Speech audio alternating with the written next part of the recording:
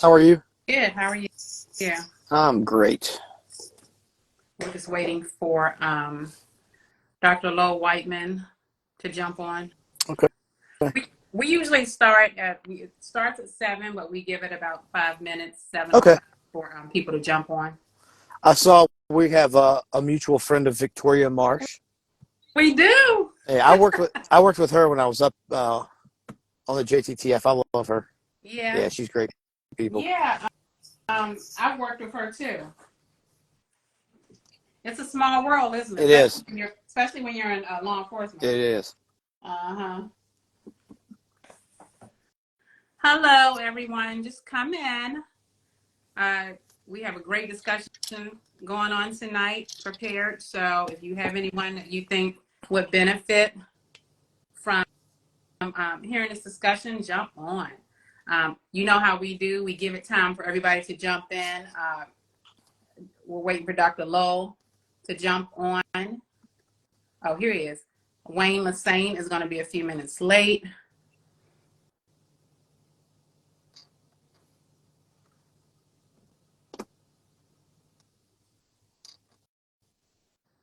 Hello. So everybody just come on in and take a seat so that we can drop these nuggets tonight. It's going to be an amazing discussion. I always like discussions that are stimulating and get you thinking and getting that good old awareness out there. So we'll give it a few. It's not 7 o'clock yet. And then you guys know how we do. We get enough time for people to jump in. So we'll start at about 7:05. So come on in, share the news. And we'll get started in a few. Dr. Whiteman, you may notice Keith Shibley is on here. Keith Shibley, Hey, Dr. Doc. Whiteman. I'll do a more formal Keith, introduction in a few. you guys hear me okay? Yes. Yes. Good.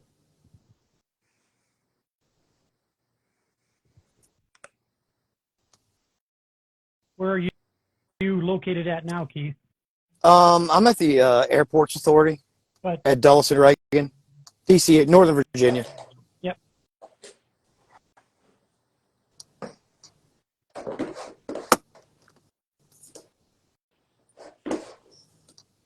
It's been raining out there, Keith. I was just there last weekend. It's been raining a lot, huh?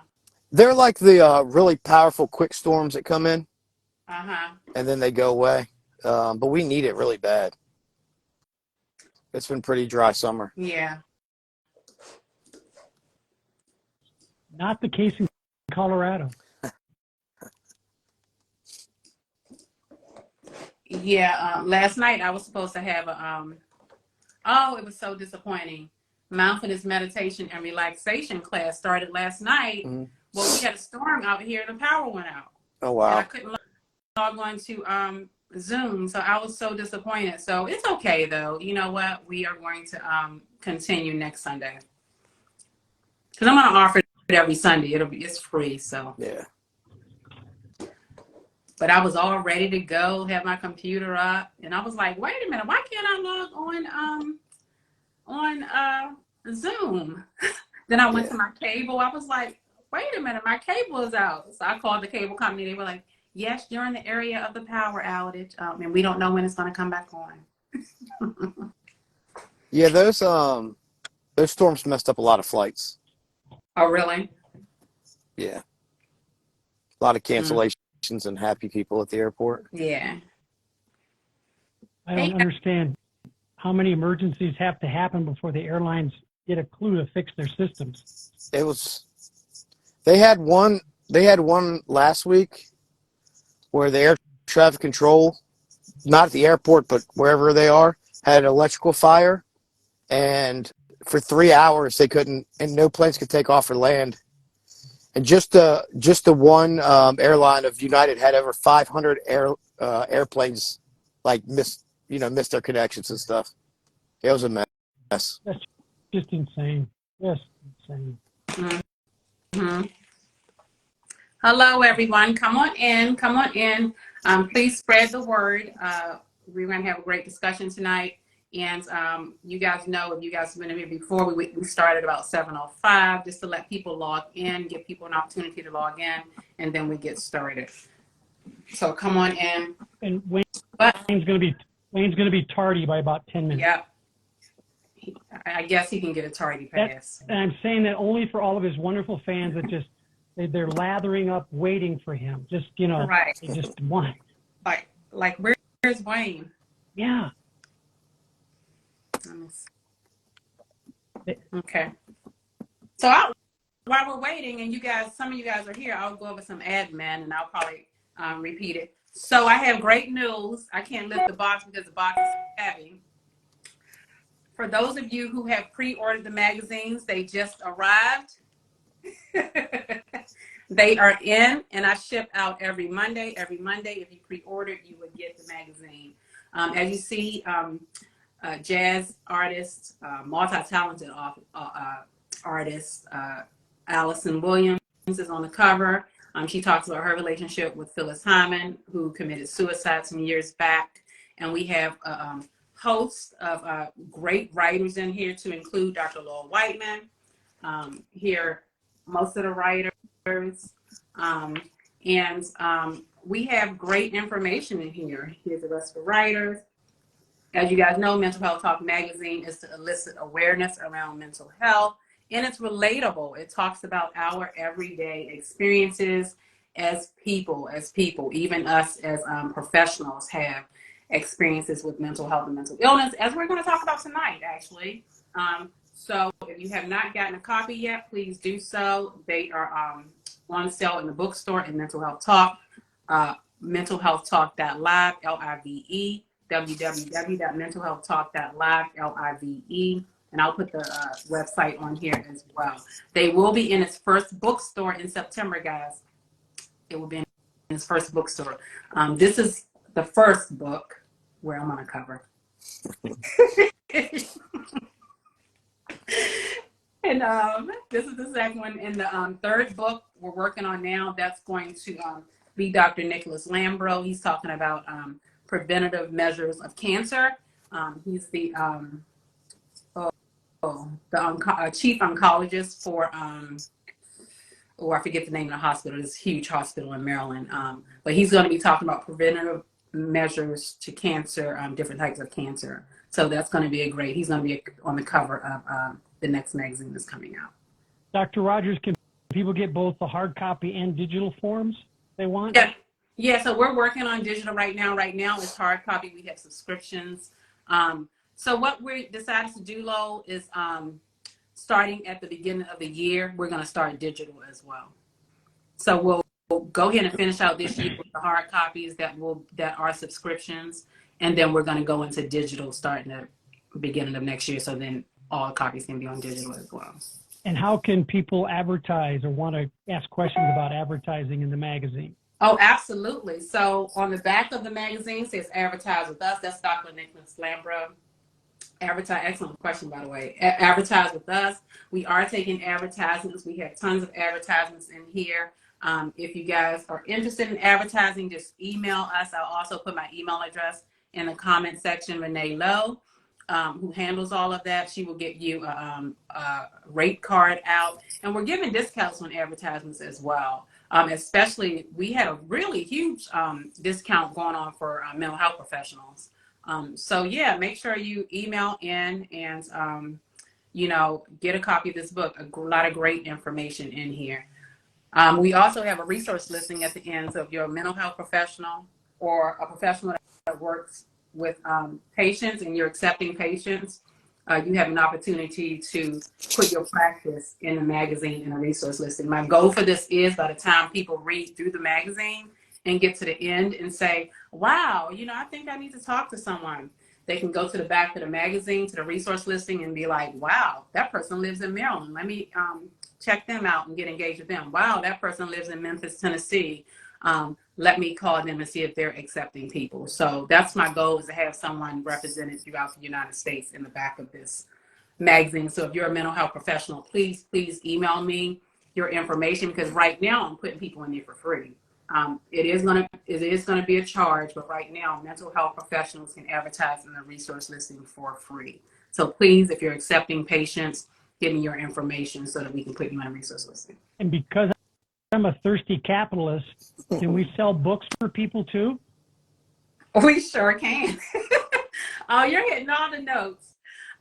We do. We have several books in the bookstore around anxiety. The books have to be mental health focused. We have law enforcement books in the bookstore. We have a book by Ron Rufo, who's a law enforcement officer. We former law enforcement officer. We have books from other law enforcement. We have books around anxiety. Kids' books are in the bookstore. We have actually new books for kids in the bookstore, coloring books, children's books around mental health and understanding mental health and awareness and mental illnesses. So yes, if you guys have books that has a mental health focus around mental illness or mental health, and you want to spread awareness that way, I preview all the books before they go up. I buy the books at wholesale, and then I put them up in the bookstore, and the books are selling really well. I have a few books in there that frequently sells out, and I have to replenish them often. So the bookstore is great.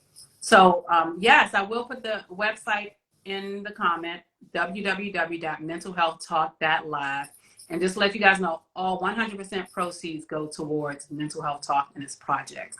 Especially, we are in a phases we're about to plan for next year for the Men Suffer Too conference, So, and monies will go toward helping to fund that. And that's going to be great. It's going to be in a mansion. It's going to be a chef, and it's just going to be men. So that's going to be an amazing project that we're working on. We just went over all of the admin. So one thing I will say, 2 more things is mindfulness, meditation, and relaxation. I am doing mindfulness, meditation, and relaxation classes that are free. I will be charging soon, but they're free for a limited time. They're on Sundays. I was actually doing on Sundays and Fridays, but I don't really have time. So on Sundays, I decided to do on Sundays so that we can reset the week. So if we do mindfulness relaxation on a Sunday, then we can reset and be fresh and reset by Monday throughout the week, then come back on Sunday. Perfect day. Day of rest. So you guys heard me last night. I was washed out. The storm took out my power, so I had to cancel last night. But next week we'll be on at 7:00 p.m. Eastern Standard Time on Zoom. You have to go through the bookstore to register, and if you go through the bookstore to register for the mindfulness meditation and relaxation class. It is for free, and I'm going to do it through August as well. Also, I'm getting ready to do a cognitive processing therapy class for trauma for men. Cognitive processing therapy for men.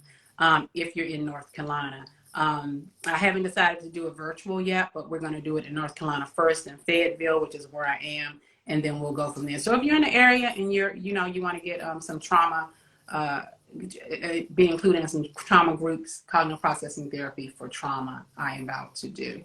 I was asked about insurance. I heard that insurance will not pay 100% of groups, but they will pay some. But we have payment plans. The groups are standardized and are about from 13 to 15 weeks. So we have payment plans that people can pay to do that. Okay. So let's get started. So this is Let's Talk Men's Mental Health with Dr. Leslie Rogers, myself, and Dr. Lowell Whiteman and Wayne Lassane, who's not here. He will be here in a few. But you guys might see a face that you haven't seen before. We need a drum roll. Mr. Keith Shibley How are you? Here to talk about his story, and I can't wait to get into it. Again, this is about normalizing experiences for men in mental health, and that's important. Why is that important? Dr. Whiteman? Well, I don't cry a lot then. That's why it's important. It stops me from crying. Well, it's important because to normalize those behaviors for men is important because there's a lot of stigmas out there around mental health in men. And I always say, even in groups, once one person once one man stand up and share their stories, then others will follow. Men don't like to say they like to be validated. But guess what? When you follow behind someone that's talked about their story and then you come up and share your story, that's a validation. that's like, you know, that it's okay to speak up, right? So, guys, Keith is has been a police officer for 21 years. 10 of those years, he assigned to the FBI Joint Terrorism Task Force, and he's currently an explosive canine handler. Wow. Um, so, this is interesting because, as you guys know, I was with the FBI for 25 years. Yes, 25 years. 10 of those years myself, I too worked on the National Joint Terrorism Task Force, and it was amazing. Mm-hmm. One of the best experiences that I've had. So, Keith, you worked on the NJTTF as well as a law enforcement officer, and I was trying to figure out if I left before you came on a task force, or we just didn't cross, or how that happened, because I was assigned to headquarters, and I'm not sure where we were located, but I'm surprised we didn't come across each other. I was at WFO from 2010 to 2020. Okay, so so I had just left. If you came in 2010, yes, I then went to left Washington field office, and I was transferred to headquarters. That's okay. why I left in 2010. Yeah. It was a good time. I loved it. I loved working there. Absolutely. Yeah. So, Keith, you know, you were introduced to me because you had such a powerful story. You and I have had an opportunity to talk a little bit, and you talked about your story with recovery, and I thought it was really touching. And I wanted you to come on here because a lot of folks have, your experiences with substance use and recovery, and it's really hard to kind of talk about, especially when you're in professions that the stigmas are so strong that you don't know whether to come forward in fear of losing your job, or, you know, the shame and guilt that comes behind it, especially as a law enforcement officer, a federal officer, etc., even with the military, right? So I wanted you to come on and share your story a bit so that we can normalize it with the viewers and talk about, you know, it's okay, you know, all of us go through things. We have different experiences, and you're not alone, you know, and I wanted you to come on and tell your story a little bit. Okay. I appreciate you having me. You know, it is important that people talk about this stuff, because it does help, you know, people come out, that need help. But, you know, for me, it was very difficult. Like, I grew up, my parents said I always wanted to be a police officer from whenever they can even remember. So that's kind of how I lived my childhood, you know. I didn't get in too much trouble. I did, you know, normal teenager stuff, but I didn't do drugs. That's one thing that, like, I knew I couldn't do even in high school. College, I might have smoked marijuana a few times, didn't really enjoy it, but I didn't, other than that, I didn't experiment at all. I drank alcohol mostly on the weekends. In college, you know, normal Thursday, Friday night parties or whatever. And it wasn't really an issue back then. And then, you know, shortly after 9/11, I got hired by the police department up in Northern Virginia. Went to the police academy, and, you know, right away I could see, you know, first responders, drinking alcohol is what everybody does. You know what I mean? So, like, we all go out together on the weekends. When I graduated the academy, you know, they don't really do it anymore, but we had what was called choir practice, where after the third shift, we'd get off at 11 o'clock. We'd all meet in the parking lot. We'd have 3 or 4 cases of beer. We'd sit around and drink and just, you know, blow off steam or talk about the day. And then when we go home. And that was just kind of an everyday thing. So, you know, drinking in law enforcement, it is what a lot of people do to, I guess, blow off steam. You know, if you have a good day, you're celebrating and you're going out with the guys and girls and you're having a couple drinks. And if you had a really bad day, you're doing the same thing. So I was a police officer up here for a couple years. I wanted to go do more inner city work. So I went back home to Richmond, Virginia. Got onto the city police department down there for a number of years. And that was completely different. That was a completely different experience. A lot of shootings, a lot of murders, a lot of death. And, you know, I thought I was taking it pretty well, especially as like a 20-year-old It really didn't bother me at first. And then I remember like the very first one that really bothered me was it was an infant in a car. And we got there, and the infant had been in the car for hours. It was summer. The infant was deceased. And like that one really started bothering. That one really bothered me to the point where I remember for the first time going home and drinking in the morning to go to sleep because I didn't want to think about, you know, what had just happened. And then that kind of um, that was sporadic even back then. If it was something really bad, I would drink um, um, and go out normally with the guys and everything. And everybody asks me if there's like one thing. There's not really one thing that kind of sprung my addiction. It's just your bucket can only hold so much water, and when it starts to overflow, if you find a way to cope, you cope. So, um, you know, I moved back up here. I got on the FBI task force. I loved it. Um, I was on the domestic terrorism squad, so we were kind of reactive as well. Um, I went to um, several undercover schools in the FBI. I really enjoyed doing that. Um, but obviously we responded to a lot of critical incidents in the area. And one of the last ones that might have been like the last amount of water in my bucket was the Navy Yard. Um, I remember being up. I'd come to work early that day, which is rare because I'm never come to work early. But um, my partner on the JTTF was an MPD officer. The Navy Yard call came out, and we rushed there, and we were in the Navy Yard, and that was a completely different experience. Um, and afterwards, I just remember like we just like looked at each other, and then he was like, "You want to go to a bar?" And I was like, "Absolutely, I want to go to a bar," and that's just what we did. Um, Shortly after that, I I injured my back. I had 3 ruptured discs in my back, and I didn't want to go. I didn't want to have back surgery because I heard horror stories about it. So I went to a pain clinic up here in Northern Virginia, and the doctor gave me Percocet like right when I walked in the door. And I tell you what, I immediately fell in love with it. I loved it. I took it. I could sleep. I didn't worry about anything. It was kind of like the miracle pill for me, I guess. Um, so I was getting epidurals for months and months and months, and I think about 6 or 7 months into it, I even went to the doctor and I said, I think I'm getting hooked on this stuff. And he goes, Why do you think you're getting addicted to this stuff? I said, because I have to take 2 instead of 1. And he goes, no, you're just getting used to it. We just need to up your dose. And still at this point, addiction was not like, it wasn't a thought because I never did that. I never did drugs. You know what I mean? Um, so he upped it.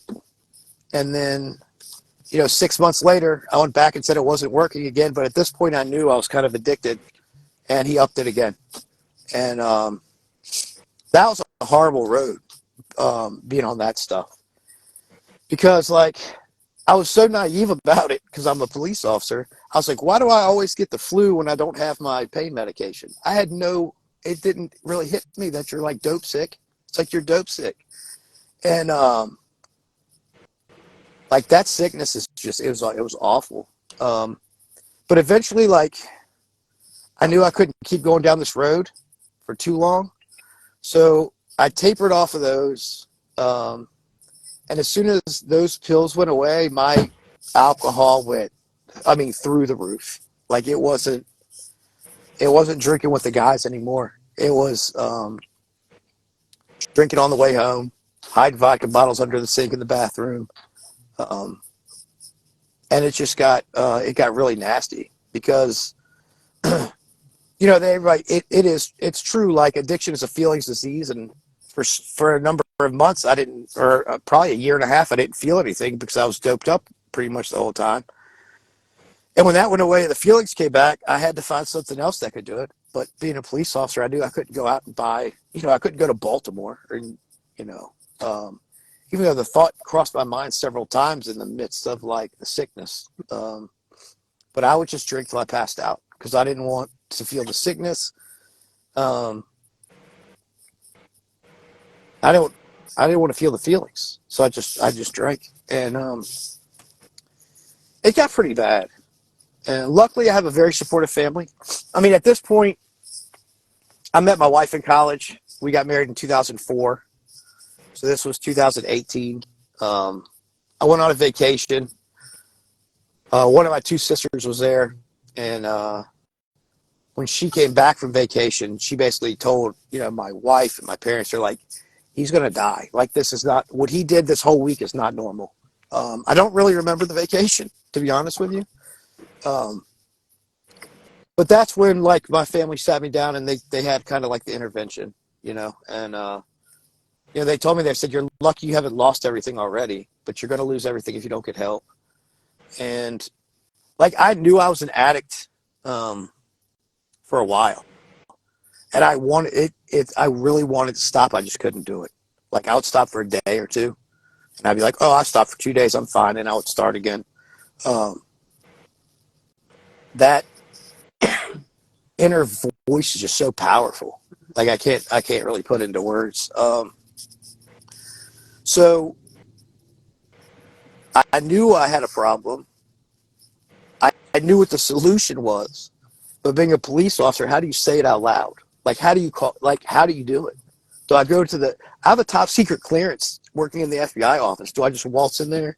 Like I had no idea how to do it. Um, but finally, my wife gave me the ultimatum. She was like, "You either call them like right now, or I'm out, and the kids are gone." So it was the push I needed, and the first phone call I made didn't go so well. Um, I was talking to one of my supervisors, and I said, "Sir," I said, "I messed up. I need some help." And he goes, "What do you mean?" I said, "I can't stop drinking. I need some help." And he said, "How's this going to affect your clearance?" And I said, "Sir, I don't know, and honestly, I don't care. I need some help." And he said, "Well, call this person," and he hung up on me. So, I did think my career was done. I really did. I thought my clearance was gone. Um, I pretty much knew I probably couldn't get fired at the police department, but they could, send me down to the basement somewhere for the next 6, 7 years or whatever. Um, so the next person I talked to completely changed my life. One thing I want to say is like being in law enforcement, being on the JTTF, my ego was up here. My pride was up here. And those are two things that, I had to swallow in order to make like this phone call. And the second person I called, like he really put it in perspective. He said, "Keith," he goes, "It doesn't matter how many awards you win, or how many medals, or how many great cases you work. The day you leave, they're going to forget who you are and you're going to get replaced." And like that just smacked me in the face. And I like thought about it. I'm like, you're right. I mean, my ego thought they were going to put like a Keith Shibley statue up at the FBI headquarters or something. I don't know. You know what I mean? Um, so I talked to that gentleman for, a good hour and a half or 2 hours. And then I just left, and I went to a 7-day detox. I couldn't find one in Northern Virginia that was open. The closest one I could find was in New Jersey. That would take me immediately. So I went all the way up to New Jersey, did a 7-day detox, came back down to Northern Virginia, went to a 30-day rehab. And that was that was amazing. At this point, I was so broken. I told him, I said, "I'll do whatever you want me to do. If you can fix this or whatever you want me to do, I'll do it." Mhm. And we did a lot of group stuff. There's 8 other guys in the house with me. We did group stuff. We did individual therapy. Um, some of the stuff I just thought was ridiculous, but some of the stuff really worked too.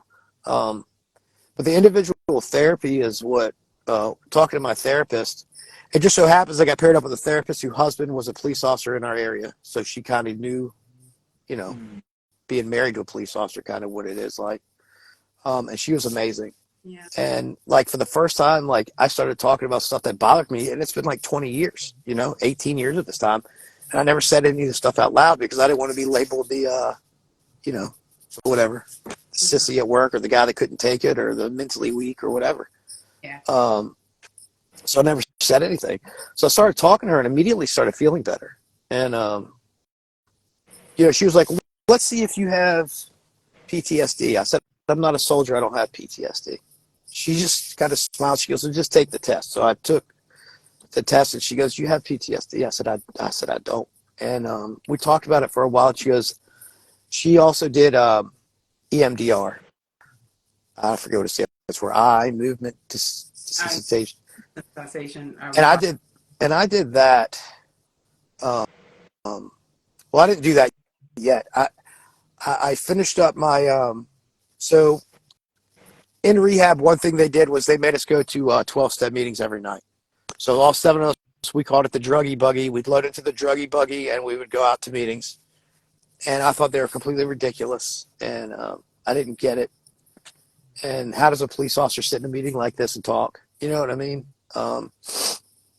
So I really didn't get it at first. And at the end of my 30 days, I was so scared because I still wanted to drink so bad that I didn't know what to do. So I signed up for a 12-week outpatient program with the same company.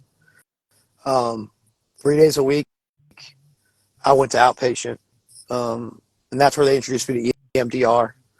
And that process was painful, but profitable.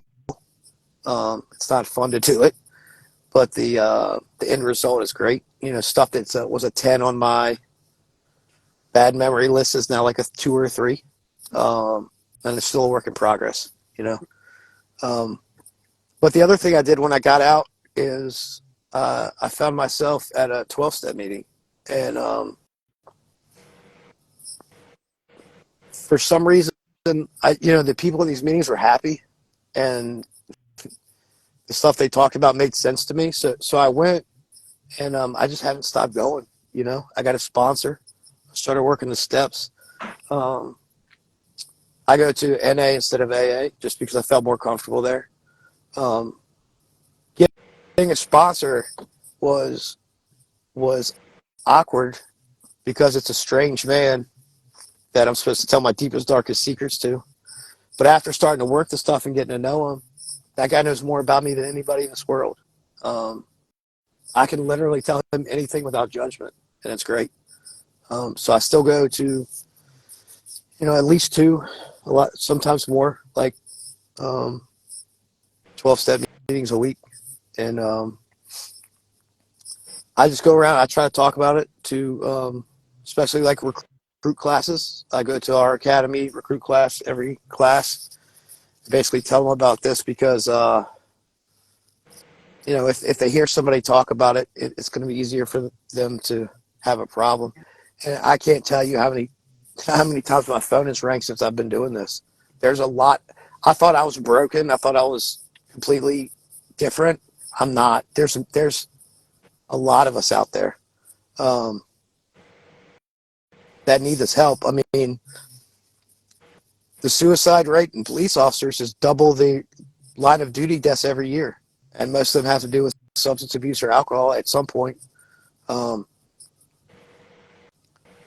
lot of times, people get I know an officer that got a DUI last year, and he thought his career was over, so he ran in a motel room and he killed himself. It's like, that's not a career ender, but even if it is, like, it's just Yeah. I don't know. It's a bigger problem than I anticipated it to be honest with you. Yeah. Yeah. Oh my gosh, that is such a powerful story, Keith, and I thank you for being so vulnerable and sharing the platform. And I will say, I want to validate something that you said. I mean, I believe that the more and more you talk about your experiences, the more it serves as a healing process for you as well, right? Mm-hmm. I think it's easier to achieve acceptance and healing when you're talking about it. And that's what exposure therapy is about. That's what trauma therapy is about. When you talk about EMDR or cognitive processing therapy or prolonged exposure for PTSD, that's what it is. It's exposure, and it allows you to reprocess those experiences over and over and over so that it won't have the effect on you as it once had. One thing you went through and you answered, some of the questions. One thing I wanted to ask you is, along the process of recovery, what were obstacles? Like for example, when people are going through recovery and they're trying to recovery, there's often triggers, or there's Mhm. often, you know, uh, folks that you once hung out with that you probably thought, oh, I can't hang out with them anymore. What were the obstacles that you went through when you were going through this process of recovery? Yeah. The one thing that they said I had to change when I got to recovery was everything, and they weren't lying. I couldn't hang out with the people I used to hang out with. Um, I couldn't, I could go to work and be a coworker, but I can't go to a happy hour with you after work. Um, People, places, and things, all of it had to change. It really did. Um, and most of the people in my life that were my actual friends, when I said, "Hey, look, don't invite me to, I can't go to parties and this and stuff," they understood. And then the other people really weren't my friends anyway, so it didn't matter. Um, Yeah. but um, Did you find that you lost friends? Like, oh there was yeah. a lot of losses? Mhm. But looking back at it, it's you know, it wasn't that big. If that's what our friendship was defined about, then I'm fine not having that friendship. But in the recovery, we're in uh in the recovery program I'm in. I've gained so many more friends that I lost just in the recovery, and these are people that I would never have spoken to out if this didn't happen. I mean, never. There's so many just different. It's there's everybody there. There's corporate people. There's women, men, every color, every lane. There's just everybody there because addiction doesn't discriminate at all. Um, Yeah. Addiction will get anybody.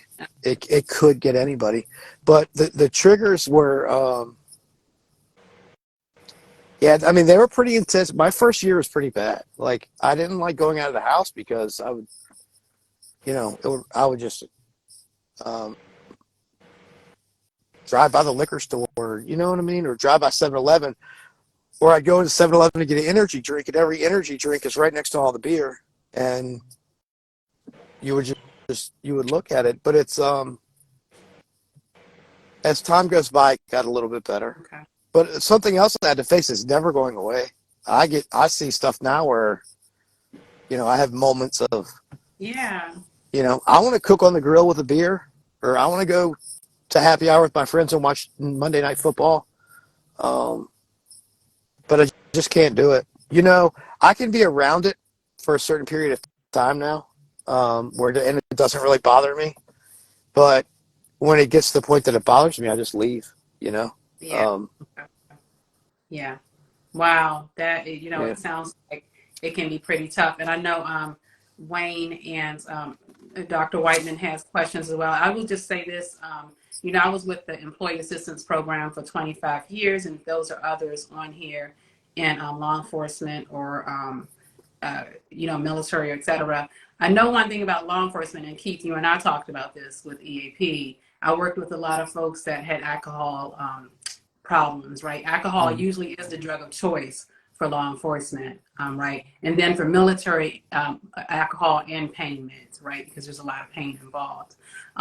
With law enforcement, there's a lot of fear around losing your job. You're absolutely right. But one thing they're big on is you coming forward and saying Mhm. that I have a problem, and then their goal is to get you the help that you need.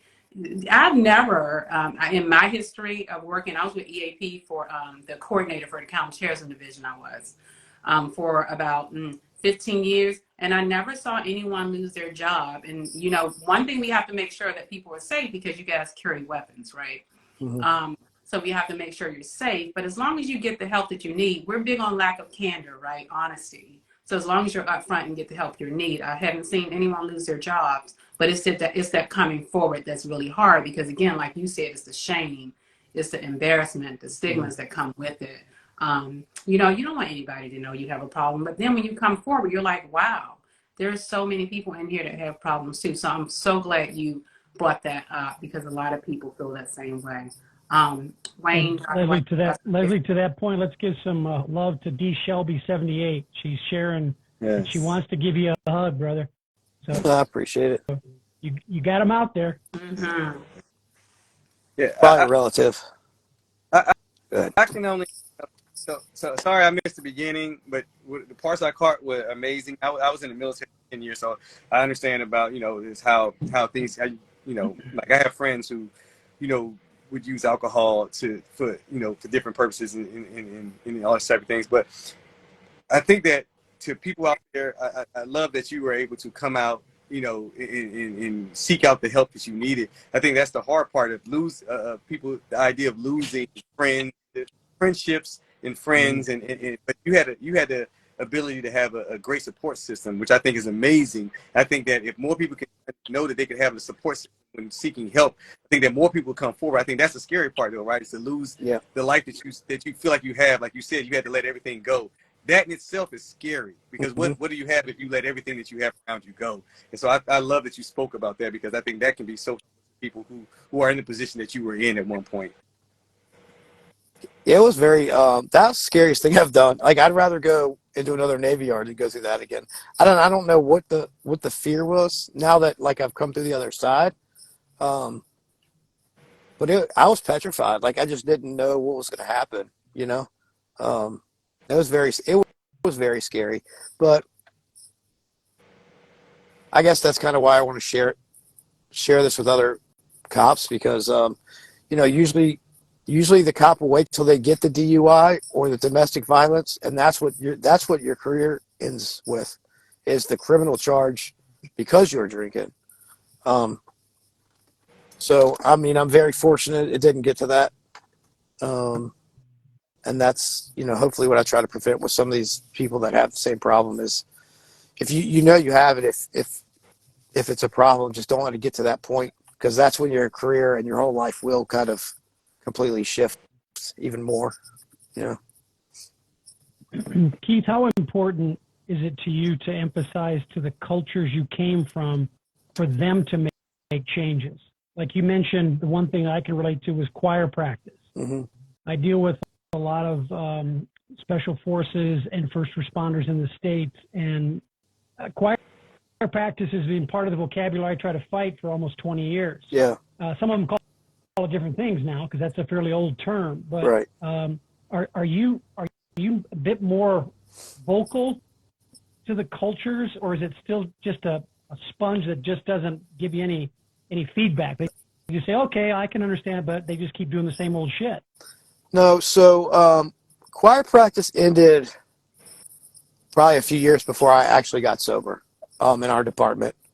And it came through complaints of, I don't know, people make complaints that we were, drinking in the parking lot and stuff like that. So, but then it just moves off campus, really.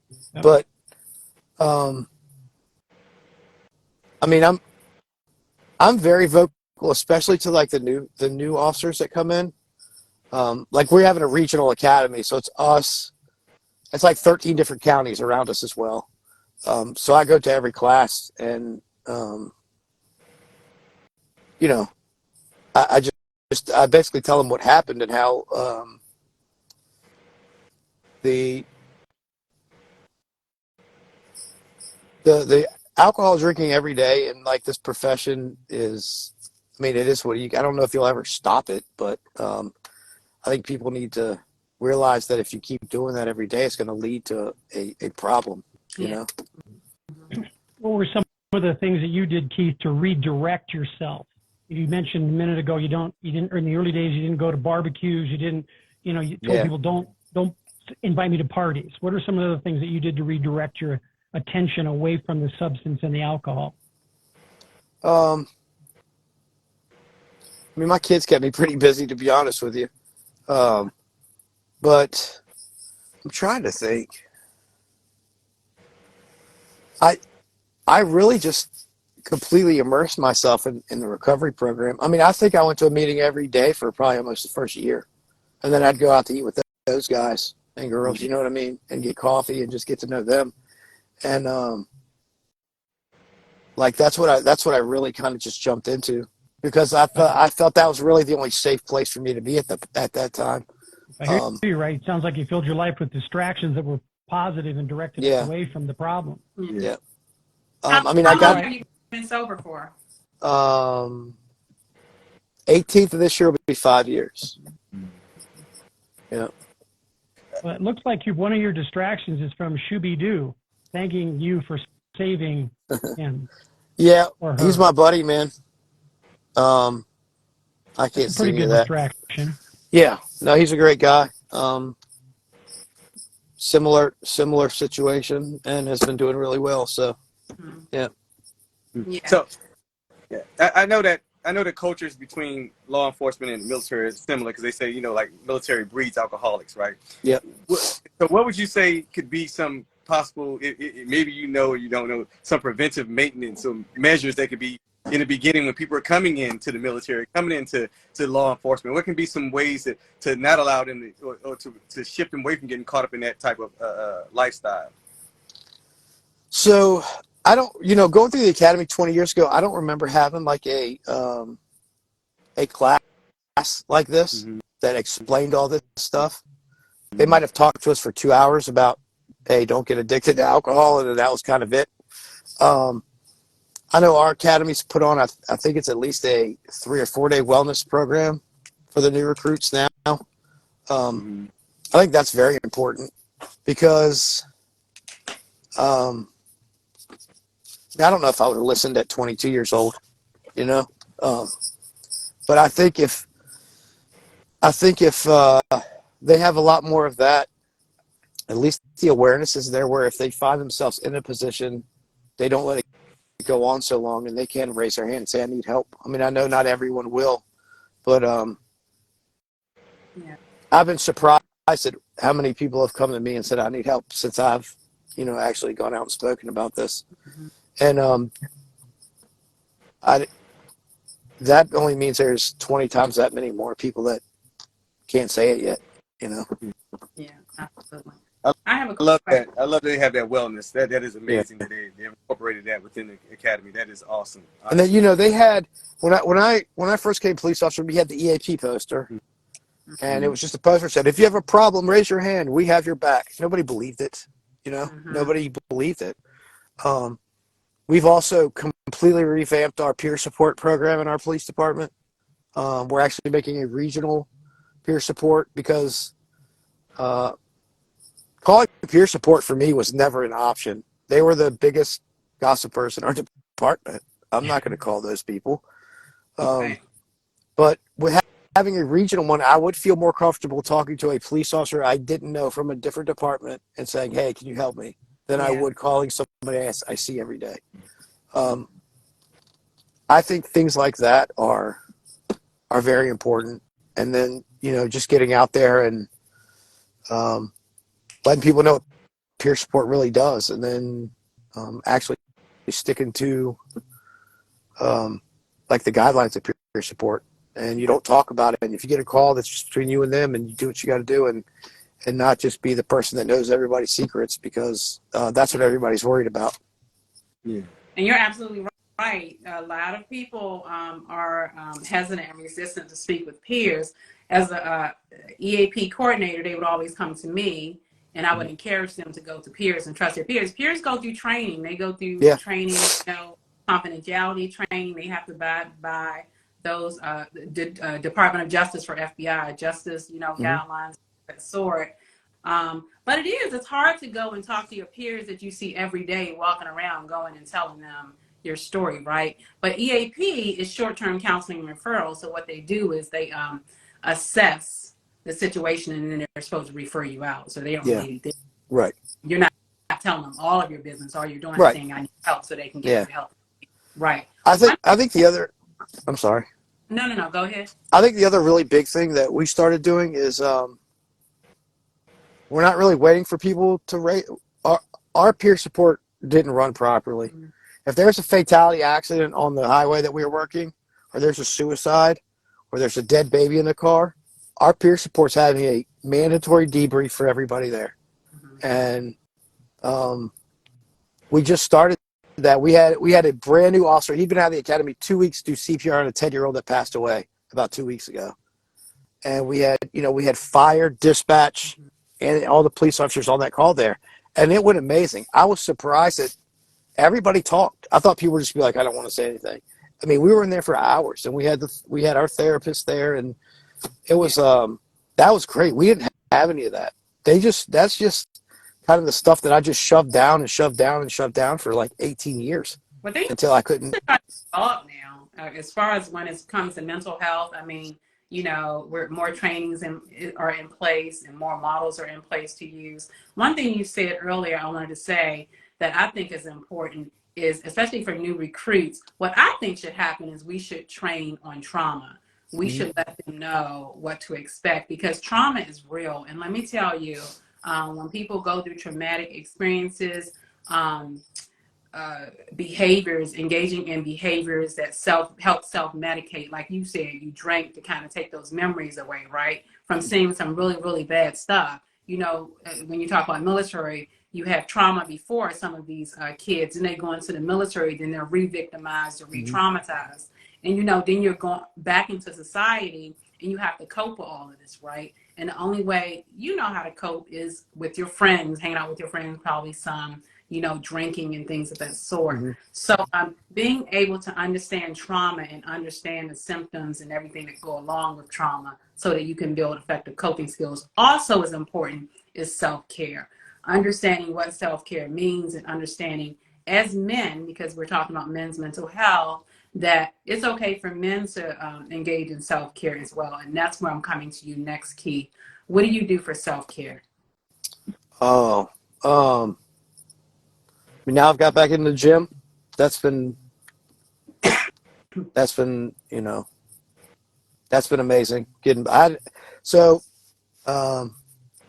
Little side note, after I got clean, I had 2 spinal surgeries in my neck. I had 2 spinal fusions. And so couldn't go to the gym for a year, a couple of years. So I'm get back to the gym. I love it.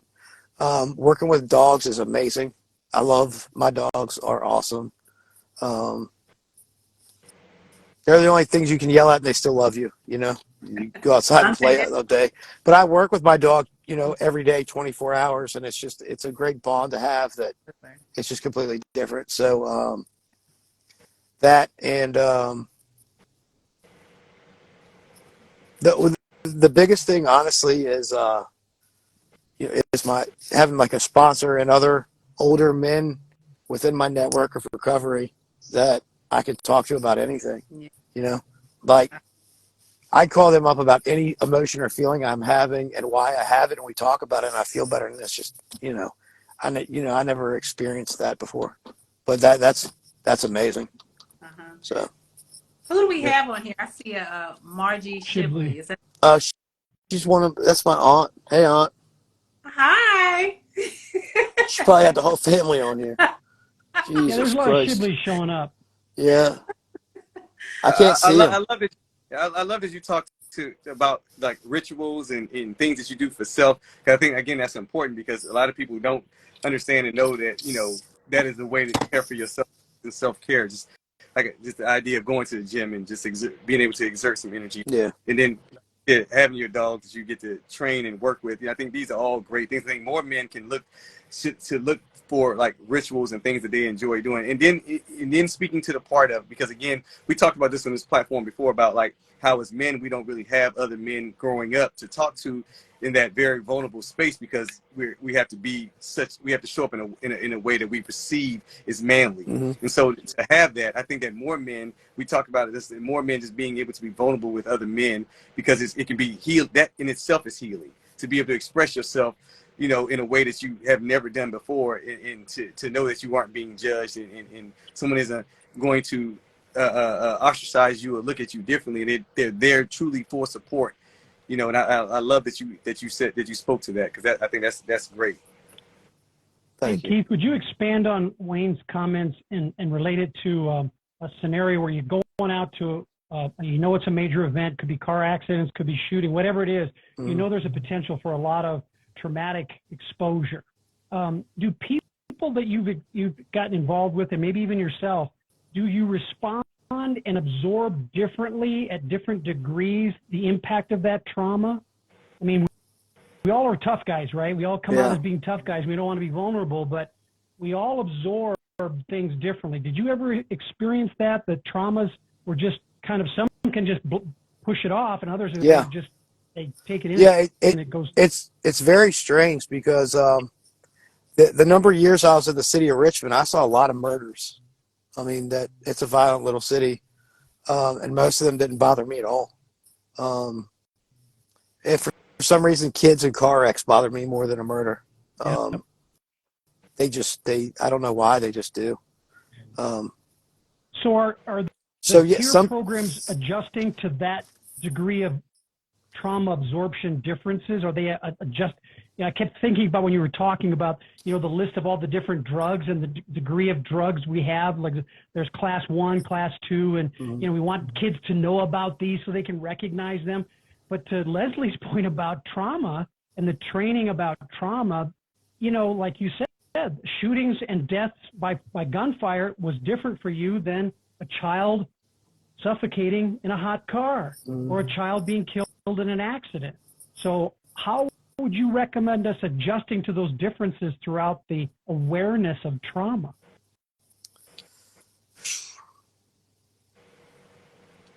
I don't know. To be honest with you, I don't know how you would, because I think every person is going to respond differently to that. It could be somewhere the car wrecks don't bother them and the other stuff does. I'm not quite sure. Sounds like our agencies have some work to do. Yeah. But I think everybody handles things differently. Even with trauma, everybody, when it comes to trauma, no one handles trauma the same way. And other people, it might take longer even for symptoms to show up. Yes. People, it may be years and years. Some people, it may be after the event. I think it's different from everyone. And I'm glad, Keith, you said earlier when you talk about PTSD, a lot of people do think and, used to think that it was for military. No, I've had military guys come to me and I say, oh, you might have PTSD. Oh, I was never in combat. But you went to training, right? Training is simulated combat, right? Just like you guys in police officers, you guys in the police departments and FBI and federal agencies, you guys have to go away to training, right? And you guys have to go away to training and you learn how to keep yourself safe.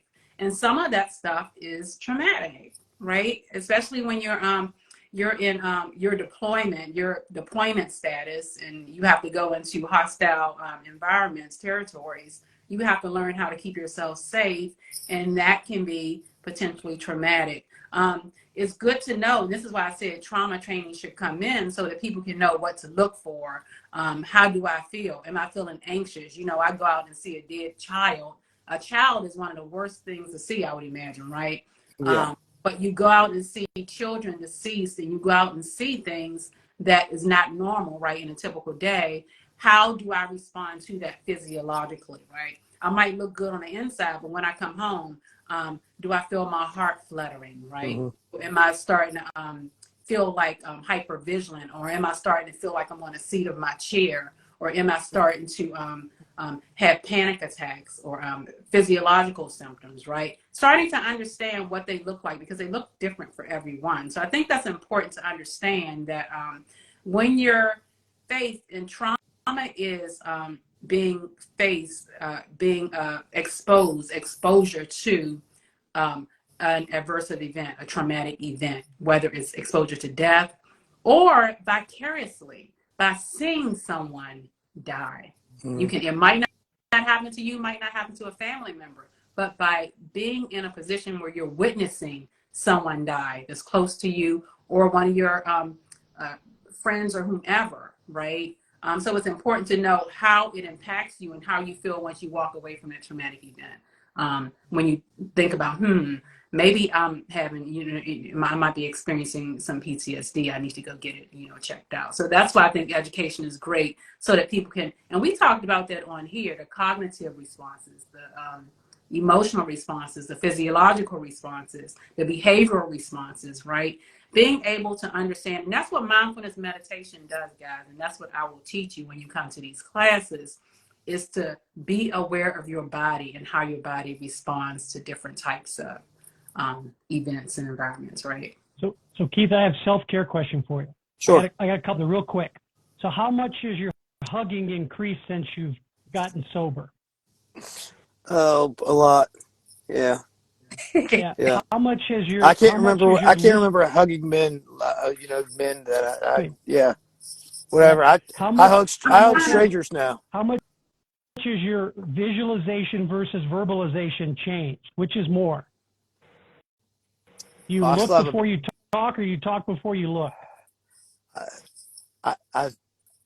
I've cut down on talking before I look now, but it's still a work in progress because yeah. Well, and I'm touching on some EMDR stuff because for me, in going through EMDR, the traumas I went through, hugging became a 6 to 7 second event, which to some people unsuspectingly, because if they didn't know I changed, was not exactly in their comfort zone. Yep.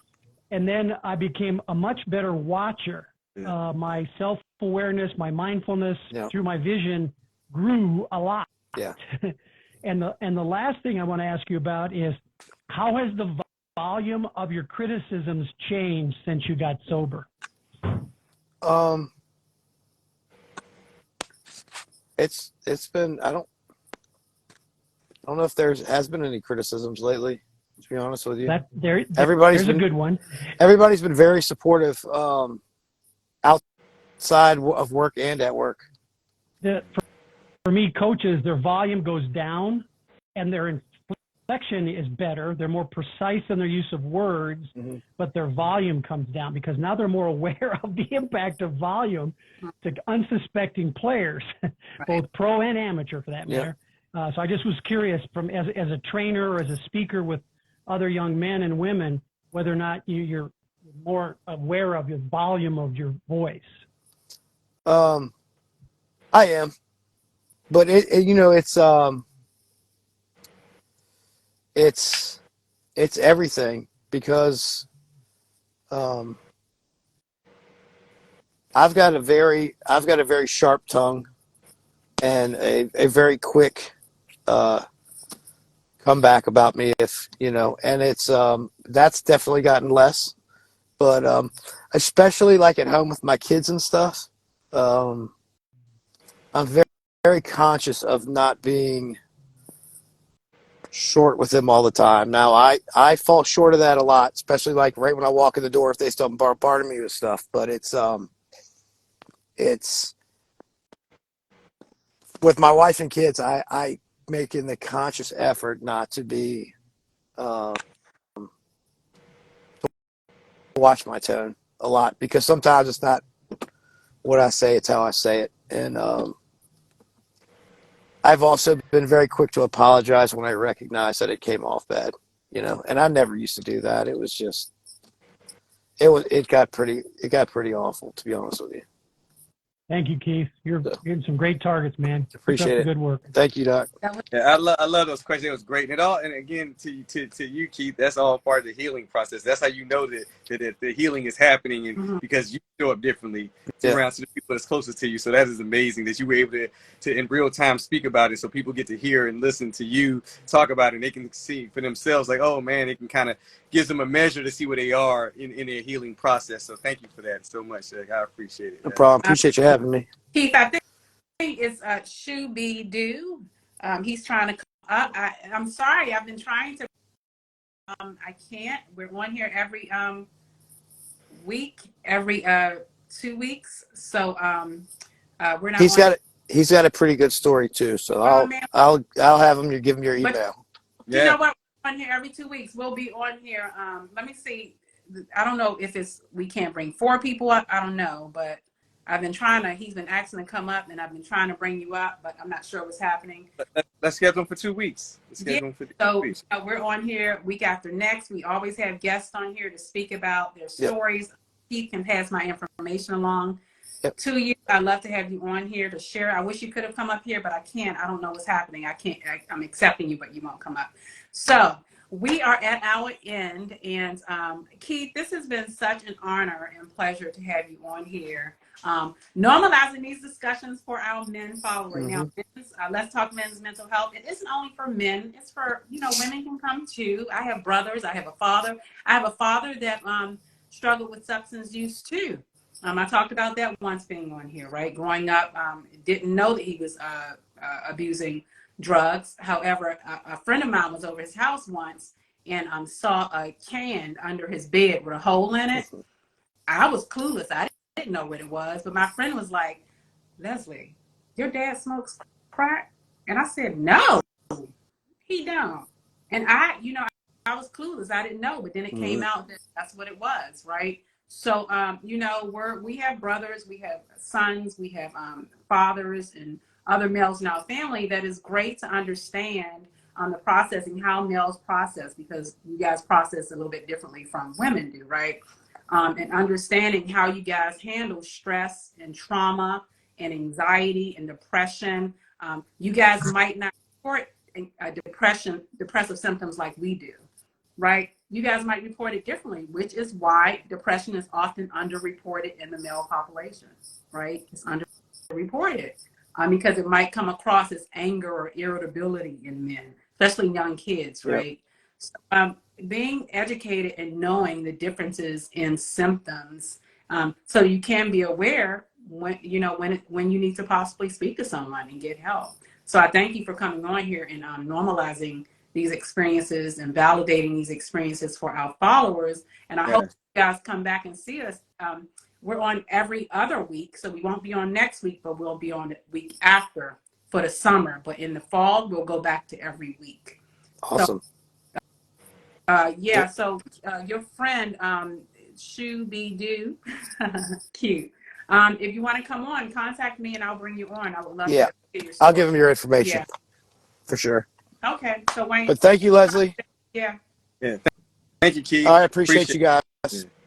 Have a good night. You too. Thank you. Okay, Wayne, I'll talk to you soon. Everybody, thank you so much for coming. Talk to you soon. All right. Bye.